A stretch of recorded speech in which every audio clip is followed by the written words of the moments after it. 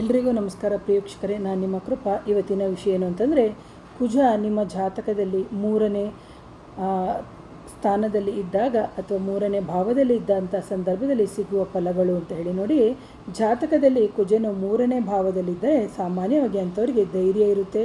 ಅದರ ಜೊತೆಗೆ ಹೆಚ್ಚಿನ ರೀತಿಯಲ್ಲಿ ಕಾರ್ಯದಲ್ಲಿ ಅವರು ಒಂದು ಆ್ಯಕ್ಟಿವಿಟೀಸ್ ಅಂತ ಹೇಳ್ತಿರಲ್ಲ, ಅದರಲ್ಲಿ ಜಾಸ್ತಿಯಾಗಿ ಇರ್ತಾರೆ. ಹಾಗೆಯೇ ಕುಜ 3ನೇ ಭಾವದಲ್ಲಿದ್ದರೆ ನಾವು ಅದನ್ನು ಪರಾಕ್ರಮ ಭಾವ ಅಂತ ತಗೋತೀವಿ.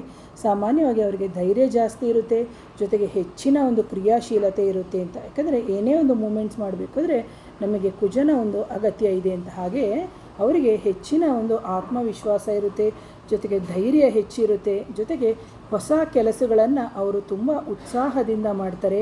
ಯಾವುದೇ ಕೆಲಸಗಳನ್ನು ಮಾಡಬೇಕಾದ್ರೆ ತುಂಬ ಉತ್ಸಾಹದಿಂದ ಮಾಡುವಂಥದ್ದು ತುಂಬ ಇಷ್ಟಪಡ್ತಾರೆ.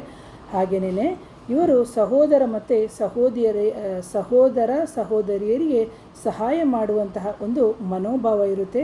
ನೋಡಿ, ಯಾರಿಗಾದರೂ ಪೊಲೀಸು ಅಥವಾ ಸ್ಪೋರ್ಟ್ಸು ಅಥವಾ ಒಂದು ತಾಂತ್ರಿಕ ಕ್ಷೇತ್ರಗಳಲ್ಲಿ ಇರಬೇಕಾದ್ರೆ ಅಥವಾ ಒಂದು ಮೆಕ್ಯಾನಿಕಲ್ ಕ್ಷೇತ್ರದಲ್ಲಿ ಇದ್ದಾರೆ ಅಂತ ಹೇಳಿದರೆ ಅವರಿಗೆ ಕುಜ 3rd ಹೌಸಲ್ಲಿ ಇರ್ತಾರೆ ಅಂತ ಹೇಳ್ತೀನಿ. ಹಾಗೆಯೇ ಇದರಿಂದ ಅವರಿಗೆ ತುಂಬ ಯಶಸ್ಸು ಸಮೇತ ಸಿಗುತ್ತೆ ಅಂತ. ಹಾಗೆ ನೀವು ಯಾವುದಾದ್ರೂ ಒಂದು ಸ್ಪರ್ಧಾತ್ಮಕ ಅಂತ ಹೇಳ್ತೀವಲ್ಲ, ನಾವು ಕಾಂಪಿಟೇಟಿವ್ ಎಕ್ಸಾಮ್ಸ್ ಅಂತ ಹೇಳ್ತೀವಲ್ಲ, ಆ ಕಾಂಪಿಟೇಟಿವ್ ಎಕ್ಸಾಮ್ ಸಮೇತ ತಗೋಬೇಕಾದಂಥ ಸಂದರ್ಭದಲ್ಲಿ ನಮಗೆ ಕುಜನು ತುಂಬ ಇಂಪಾರ್ಟೆಂಟ್ ಆಗುತ್ತೆ.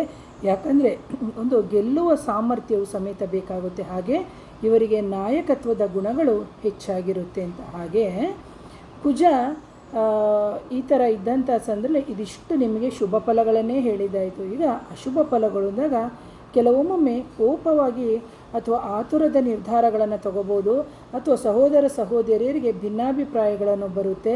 ಅದರ ಜೊತೆಗೆ ಮಾತಿನಲ್ಲಿ ತುಂಬ ಕಠಿಣತೆ ಇರುತ್ತೆ. ಅಂತಹ ಸಂದರ್ಭದಲ್ಲಿ ಈ ಮಾತಿನ ಕಠಿಣತೆಯಿಂದ ಬೇಗನೆ ಇವರು ಕೆಟ್ಟ ಹೆಸರನ್ನು ತಂದ್ಕೊಬಿಡೋದು.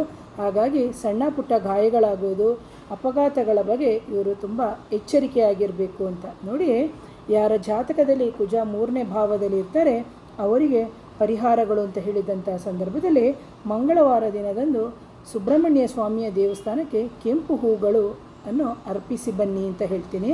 ಹಾಗೆ ಸುಬ್ರಹ್ಮಣ್ಯ ಸ್ವಾಮಿಯ ಆರಾಧನೆಯನ್ನು ಮಾಡಿ. ಹಾಗೆ ನಿಮಗೆ ಒಂದು 3 ತಿಂಗಳಿಗೋ ಅಥವಾ ಒಂದು 6 ತಿಂಗಳಿಗೋ ಅಥವಾ ಒಂದು 2 ತಿಂಗಳಿಗೋ ಸತತವಾಗಿ ನೀವು ಕೆಂಪು ವಸ್ತ್ರಗಳನ್ನು ನೀವು ಧರಿಸುವಂಥವರಿಗೆ ದಾನದ ರೂಪದಲ್ಲಿ ಕೊಟ್ಟರೆ ಖಂಡಿತವಾಗಲೂ ನಿಮಗಿರುವಂತಹ ಕೋಪ ಬೇಗನೆ ಕಂಟ್ರೋಲ್ಗೆ ಬರ್ತದೆ ಅಂತ. ಹಾಗೆ ಕೋಪವನ್ನು ನಿಯಂತ್ರಿಸಲಿಕ್ಕೆ ನೀವು ಮಾಡಬೇಕಾಗಿರೋದು, ನೀವು ಅರ್ಥ ಮಾಡ್ಕೋಬೇಕು ನಿಮ್ಮ ಲಗ್ನ, ನಿಮ್ಮ ರಾಶಿ, ನಿಮಗೆ ಕುಜ ಯಾವ ಭಾವದಲ್ಲಿದ್ದಾನೆ ಅಂತ ಹೇಳ್ಬಿಟ್ಟು ನೀವು ತಿಳ್ಕೊಬೇಕಾಗುತ್ತೆ ಅಂತ.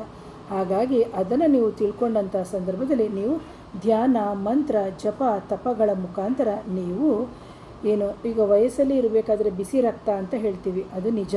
ಆದರೆ ಆ ಬಿಸಿ ರಕ್ತದ ಜೊತೆಗೆ ಈ ಥರ ಯಾಕಂದರೆ ಕುಜ ಇಂಥ ಭಾವಗಳಲ್ಲಿದ್ದಾಗ ತುಂಬ ಕೋಪಹಾಟವನ್ನು ನೀವು ಕಂಟ್ರೋಲನ್ನು ಮಾಡ್ಕೋಬೇಕಾಗುತ್ತೆ. ಯಾಕಂದರೆ ಕುಜ ಅಂತ ಹೇಳಿದಂಥ ಸಂದರ್ಭದಲ್ಲಿ ಅದು ಒಂದು ಫೈರಿಂಗ್ ನೇಚರು ಅಥವಾ ಅಗ್ನಿತತ್ವದ ರಾಶಿ ಅಂತ ಹೇಳ್ತೀವಿ. ಯಾಕಂದರೆ ಮೇಷ ಮತ್ತು ವೃಶ್ಚಿಕ ರಾಶಿಯನ್ನು ನಾವು ಅಗ್ನಿತತ್ವದ ರಾಶಿ ಅಂತ.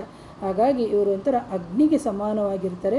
ಆ ಅಗ್ನಿಗೆ ನಾವೇನು ಮಾಡಬೇಕು, ಶಾಂತವಾಗಿಡಬೇಕು ಅಂತಂದಂಥ ಸಂದರ್ಭದಲ್ಲಿ ಹಾಗಾಗಿ ಇವರ ವೈವಾಹಿಕ ಜೀವನವು ಅದಕ್ಕೆ ಸಮಸ್ಯೆಗಳಿಂದ ಕೂಡುವಂಥದ್ದು. ಯಾಕಂದರೆ ಇವರು ಸಿಕ್ಕಾಪಟ್ಟೆ ಡ್ಯಾಶಿಂಗ್ ನೇಚರು ಅಥವಾ ಬೇಗನೆ ಕೋಪಗೊಳ್ಳೋದು.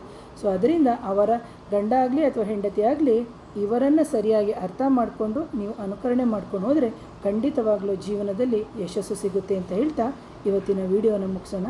ಮತ್ತೊಮ್ಮೆ ಧನ್ಯವಾದಗಳು.